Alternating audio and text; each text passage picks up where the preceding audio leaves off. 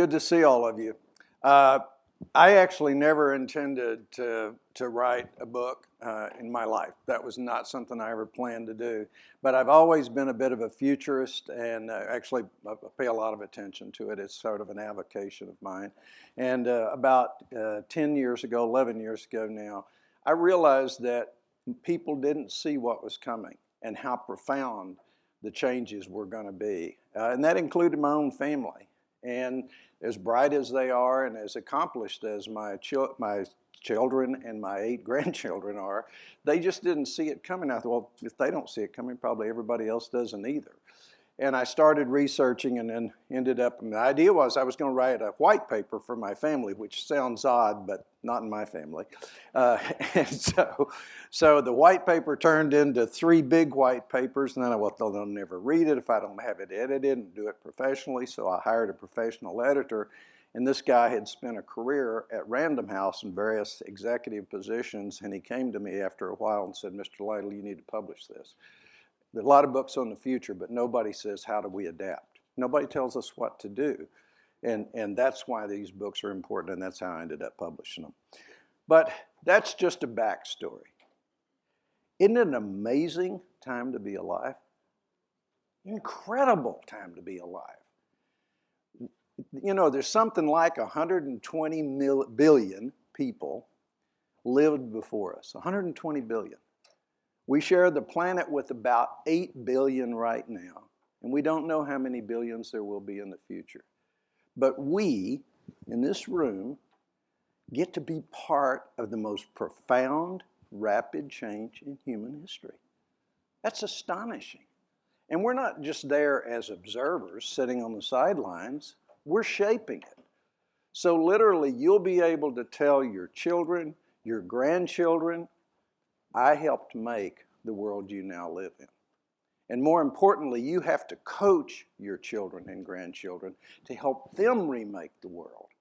Because every single institution and every single organization, every company, every product and service is going to be remade in the next 2 or 3 decades to the place where we wouldn't recognize it today. That's coming.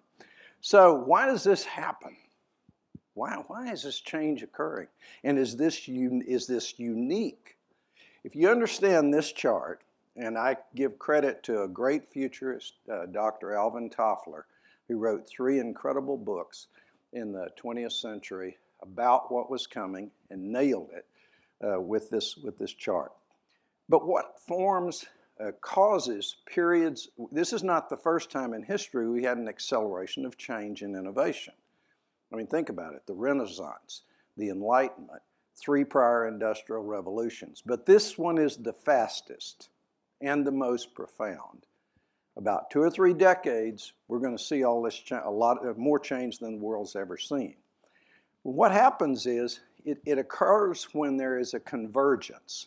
And this is really important to understand convergence, and I'll come back to it later. And convergence is when forces of change collide with technology. And if you go back to every industrial revolution, you'll see there was a new technologies that helped accelerate all the change that was going on. But there were also these forces going on. Now, these are not the only forces. I'm just listing about 3 or 4, and I don't have time to go into a lot of detail on them. But I do want to note on change forces, 2 of those have been there since the beginning of time. Every time there's innovation, the world gets faster and more complex. Isn't that interesting? Every innovation, they're wonderful things, but the world speeds up and it gets more complex. That's been here since the beginning of time. When fire came around, everybody thought, wow, life's really fast now. We got fire. Same thing is true on democratization. Democratization is a very simple concept, and it's a way to think about a force that is how innovations spread. So what happens with democratization is a real simple concept. You take something that's available only to a few, you make it available to many, and ultimately to everyone it becomes a commodity. Now think about the great innovations in history. The printing press, electricity. That's what happens. So democratization's always been around, but what we're seeing right now is an acceleration of democratization. You've seen it hit retail. You've seen it hit energy. You've seen it hit the movies, entertainment. It's going to hit everybody. Your business will be democratized. Your products and services will be democratized. And there are 6 characteristics that define how things get democratized. And I would encourage you, if you don't buy the book for any other reason, or borrow it, steal it, I don't care, and just read that part on democratization. I've also got some articles out there on it, because you'll have to plan around those 6 characteristics. The other 2 are new.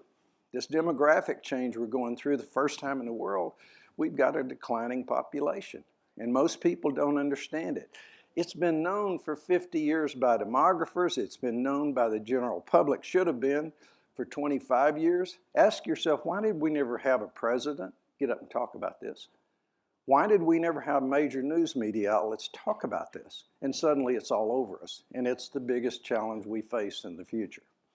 And one of the things that, as I sat and listened to all of you yesterday, you all are facing the same challenge that every business and every organization in the United States is facing, which is resistance to change. Your people are scared of AI. They're scared to change. It's the worst thing they can do. If you go back and look at those prior industrial revolutions, the people who lost were the people who were fearful and didn't adapt. And on there, they kind of follow a bell curve. So if you're hoping that someday 80% of your employees are going to be, yeah, this looks great, let's do it, don't count on it. The best you'll do is half, and only about 15% will be enthusiastic. So you're going to have to lead through this. You're not going to get there democratically getting people to vote for adopting AI. The other big change is distance. Since the beginning of time, distance mattered a lot. Well, every day it matters less. With electronics, with travel, we'll ultimately get cheaper and faster, and distance just is not going to matter. That's a big change. That's a big difference for us. And then the technologies, I'm not going to go through all of them. You guys appreciate artificial intelligence. I came up through IT, have always been involved in technology, and it's the most powerful thing I've ever seen.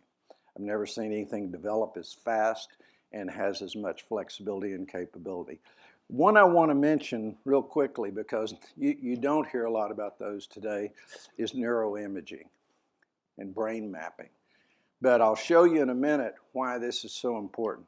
This will be as big, although it will tend to be only a fewer number of innovations, but this is going to change our world as much as AI does. Because it's going to be how we figure out how our own brains work in order to integrate with AI. And I'll show you an example in a minute. And the other one's quantum. And quantum doesn't get talked about a lot by the media, but it's always good to just keep in mind, what could that mean? Well, first of all, all the worry you hear about, we're not going to have enough energy to power these AI chips and so forth, not a problem. No, not when we get quantum up and functional. And they think that'll be within 10 years. The other thing is the power. You've often heard I'm sure you've heard the rubric that today any of our smartphones has more power than all the computing power there was in the world in World War II. Pretty stunning concept. Well, think about now, all the power we have today, one quantum computer could do it all the computing we have. So this is the kind of power we're looking at, and it's going to be, all this is probably within 10 years, certainly within 15. So I want to, so you know my mindset is I'm a pragmatic optimist, and by that I mean, I think, I'm a lawyer, so it means I think the argument for a good future is much stronger than an argument for a disastrous future. Does that mean there's not going to be hard times ahead? No, not at all. But it does mean, I think, in the end, that humanity's best days are ahead, and the only thing we have to do as individuals and as leaders is to adapt quickly, fearlessly, and optimistically. And one thing important for you in healthcare, when I said we are going to change, we're going to remake the future, healthcare is the canary in the coal mine for how humanity adapts to all this change. And what I mean by that is because look at our problem. What's our number one problem? We don't have enough people, enough clinicians particularly. And think about what's not unique about healthcare, but it's probably certainly the most important in healthcare, is we have people that it takes a long time to educate and then a long time to get proficient. Now, that's who we're running out of, right? And healthcare is full of those kind of jobs. But every industry is facing the same problems. I speak to companies, I'm speaking to another one on Thursday, about why people are resisting change so much and how devastating that could be. Because we can't grow economies if we can't grow productivity faster than the rate of population decline. Real simple math. And so you can see our economy start to collapse if we don't actually outpace this. Well, healthcare has that problem in healthcare of long time to train, highly proficient. Every industry has some jobs like that, and that's the one we're going to run out of first. So how we deal with it is going to be a marker for how other industries deal with it. So how do we adapt? And I'm only going to have time today to talk about a couple of these in detail. But the others I'll just summarize. But there's 5 things as a society, but also your company, you have to do to adapt. One is you have to learn faster with greater recall. And you go, how the heck do we do that? Well, I'm going to explain that one. Second is we have to make wiser decisions. We've spent 600 years with the goal of education and learning, the goal of parenting, to acquire knowledge and information. Now that's at our fingertips. We don't need to do that anymore. Now we have to figure out how to use it more wisely to make better decisions, because better decisions is what defines us. The next thing is we have to grow productivity, as I said, faster than the rate of population decline. Now, that's not an easy task. It can be done with AI and with robotics, but we've got to get on the move. And people think, are we going too fast? Are we going too slow? We're going too slow. For that goal right there, we're going way too slow. But I think we can pick it up. The second one is then to democratize and innovate. So what it means is, each of you, if I were running a big company today, I'm doing it in my little small software company, but if I were running a big company today, I would be looking at having a senior team study democratization, study how it's done and how it's affected other industries, and say, now tell me how our company looks democratized. And I'd be ready, and I'd start it right now. The next thing is to manage change and complexity.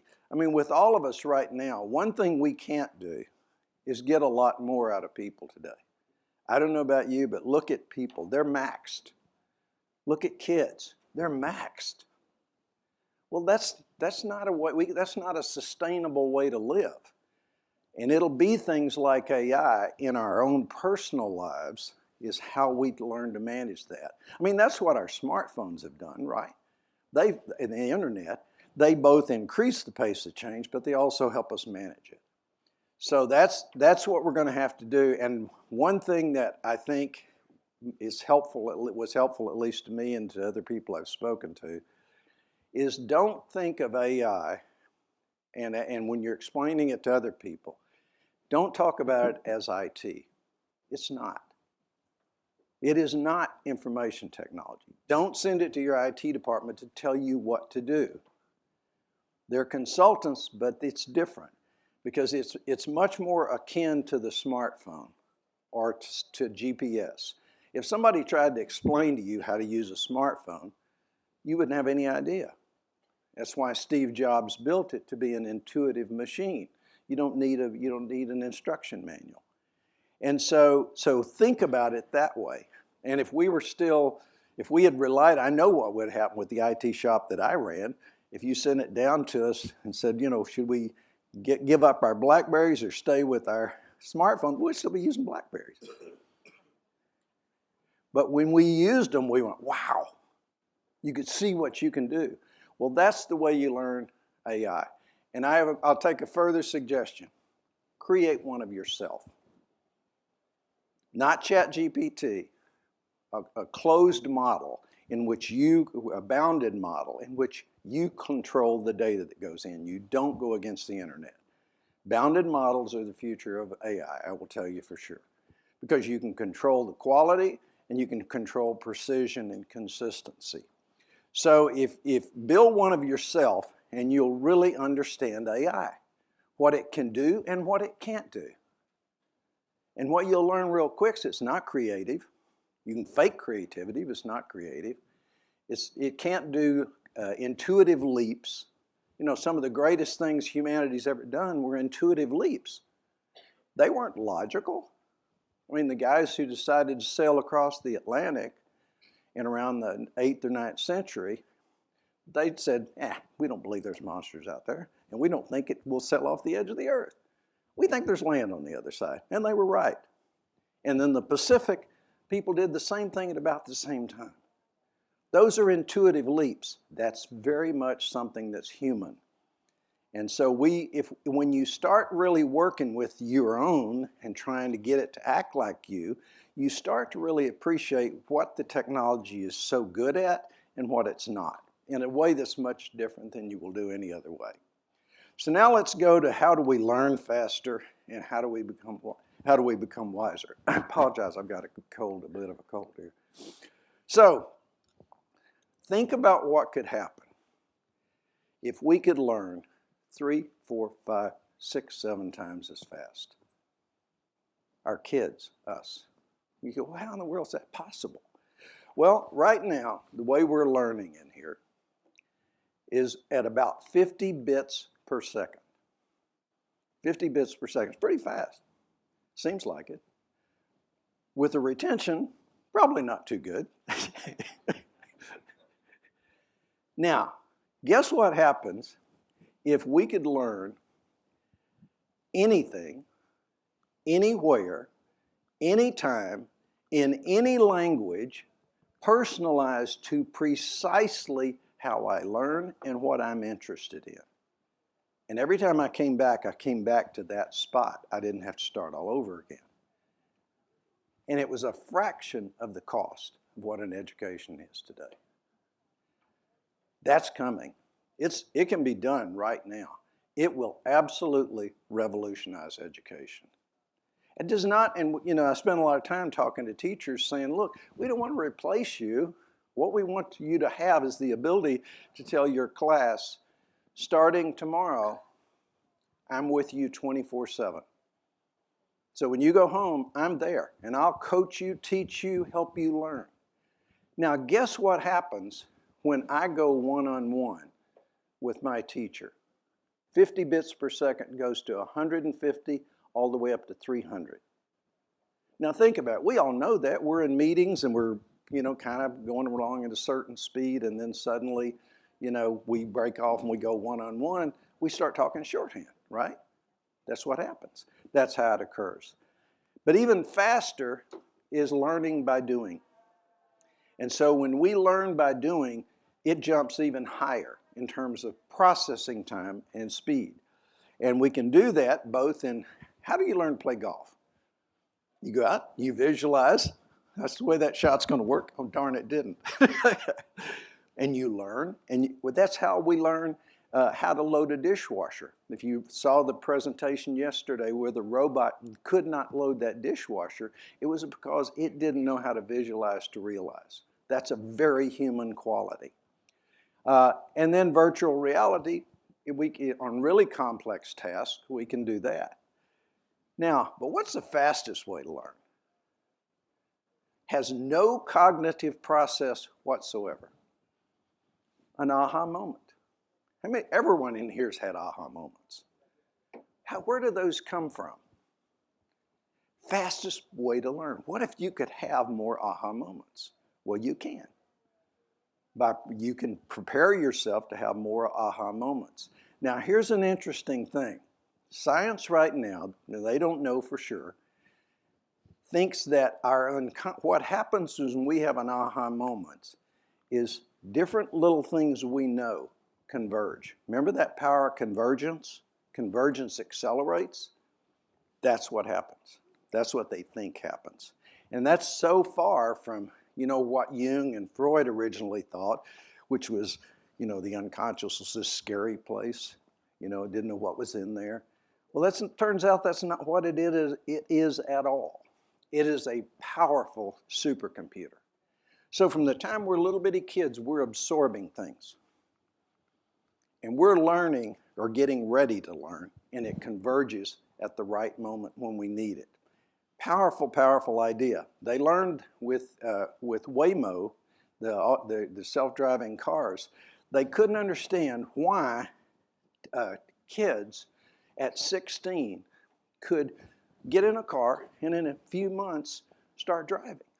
It's because from the time they were in those car seats, they were absorbing information. And they realized to make Waymo work, they had to have 3, 5, 10 times as much information as they thought they had.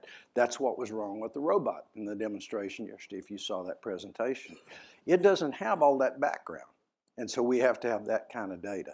Now, the interesting thing is look at the transfer rates of the unconscious. 400 to 800 times your cognitive process. Now imagine if we knew how to learn from what's in our unconscious. That's what's coming. Now, wisdom and potential. What is wisdom? Anybody want to volunteer?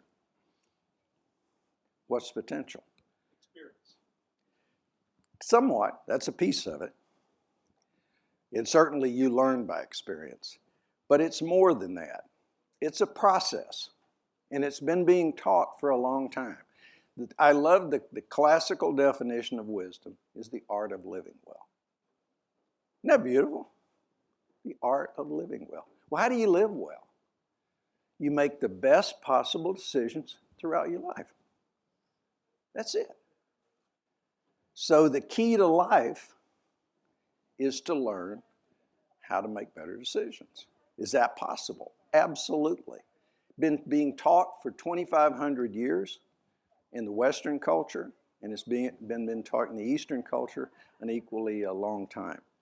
And it can be taught. Why is this not priority number one in our schools? Why is it not priority number one with us as parents? Priority number one in our businesses. And I'll predict every one of you will start within 10 years, will have programs in your company of how to teach people how to make better decisions. Because it's going to be the most important thing. And how to ask the right questions, which is a key part of wisdom. So I don't have time to go through this in detail, but what I'll tell you is it's basically around learning two parts to making good decisions. The first is developing the capacity, learning perspective. If you look around, you'll see a lot of problems in the world today because people don't have perspective. They only see what's right in front of them. They don't look back, say, how did we get here? They don't look at today and see reality. They don't look ahead. The second, seeing reality. Anybody ever heard of cognitive distortions of the ego? Anybody?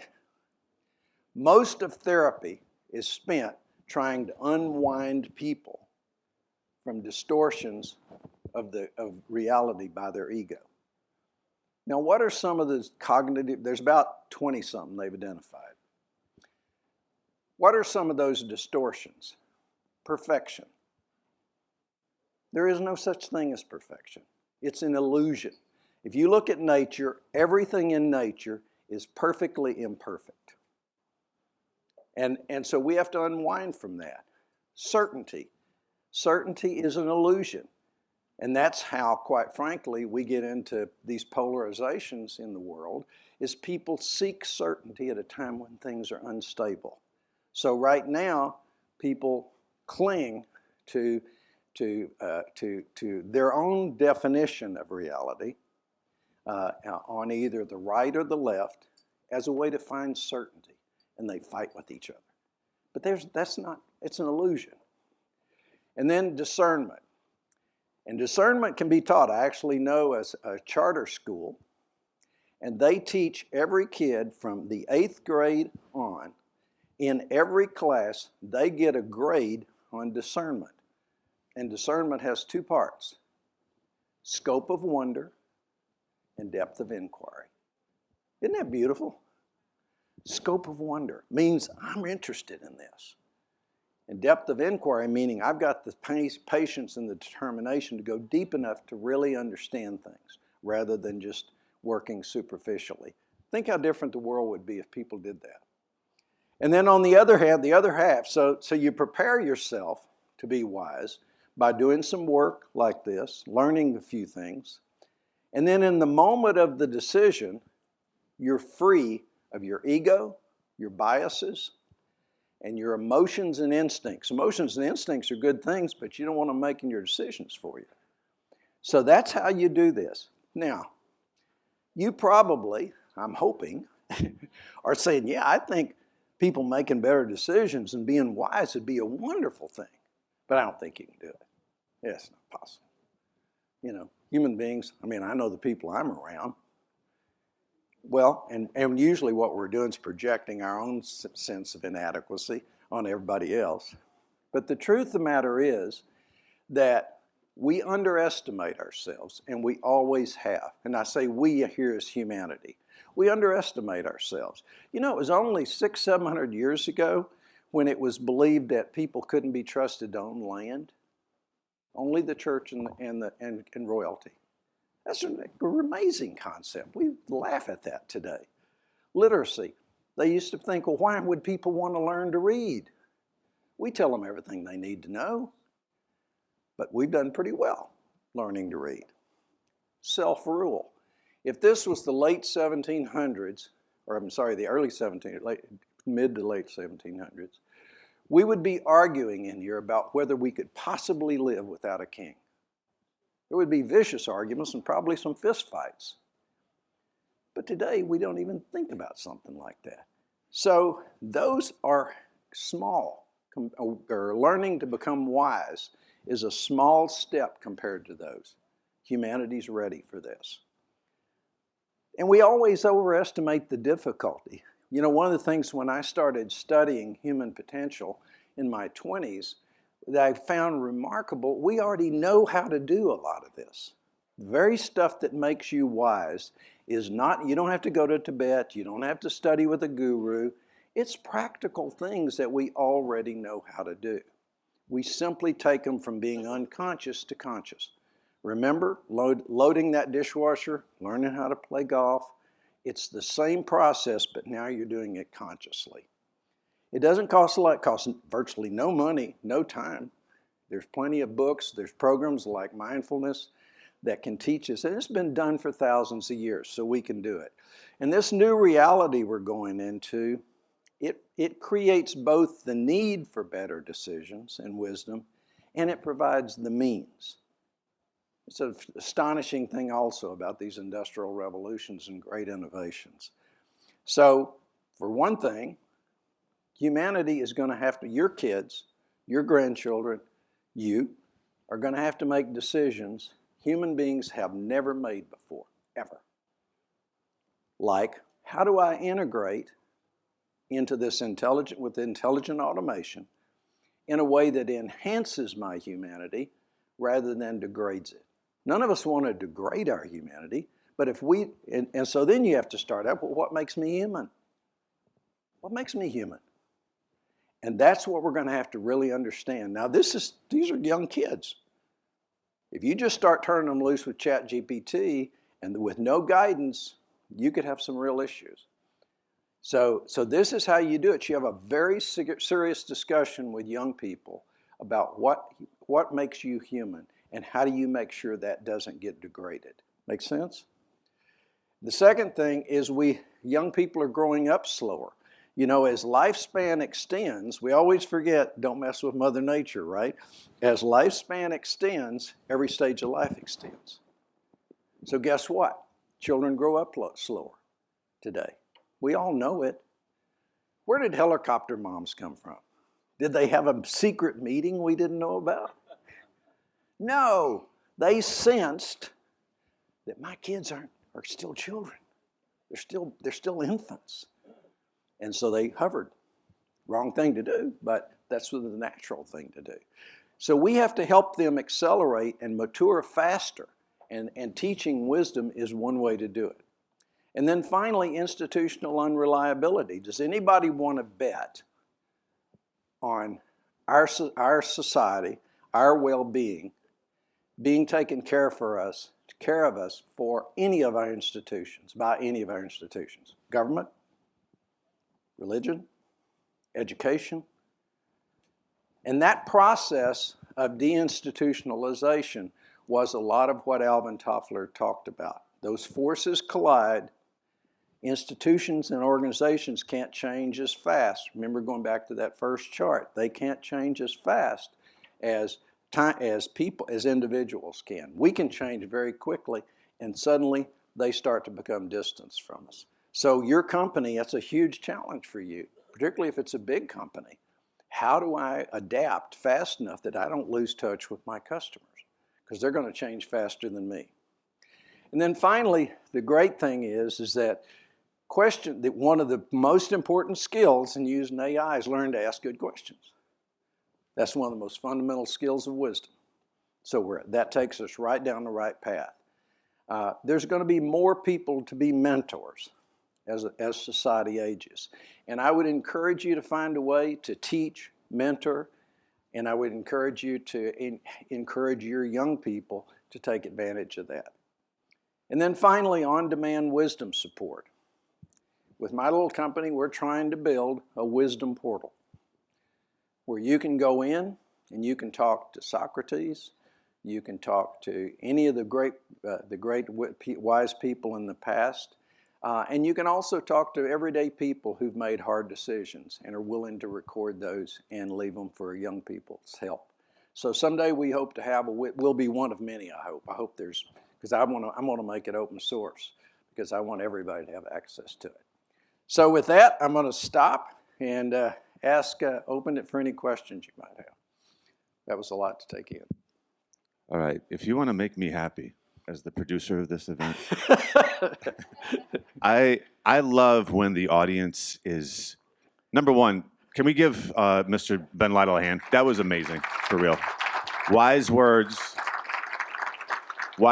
from a very wise man. If you want to make me happy, I would like just one person to ask a question. Thank you, Lord. Here we go.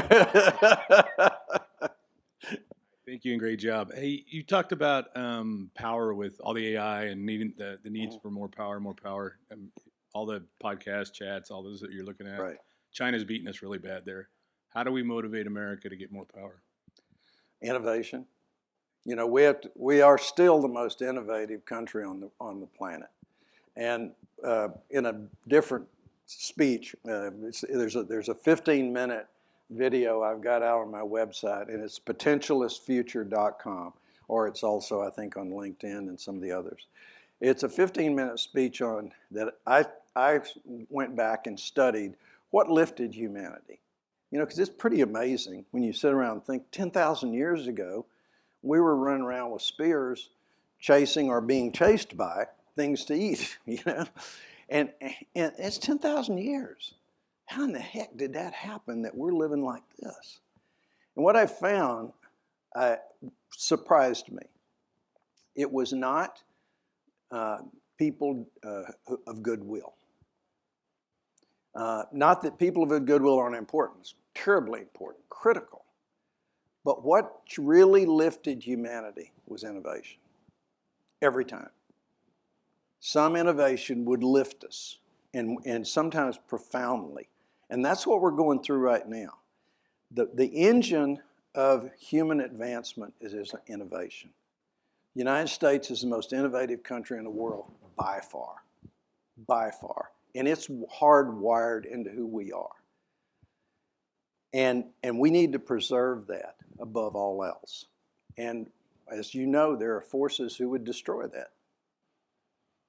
And so we have to really preserve that innovation in the United States. And if we do it, we will lift the world on our back. And we've done it before.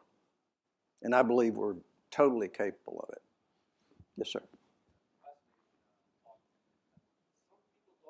Hold on, Ramsey. Let me get you the microphone. Yeah, I said fascinating talk. Some folks talk about the age of abundance coming. Right. Any thoughts on that?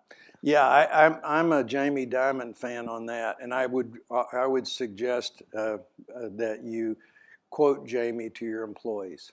He said to his employment group and his leadership team, "Quit worrying.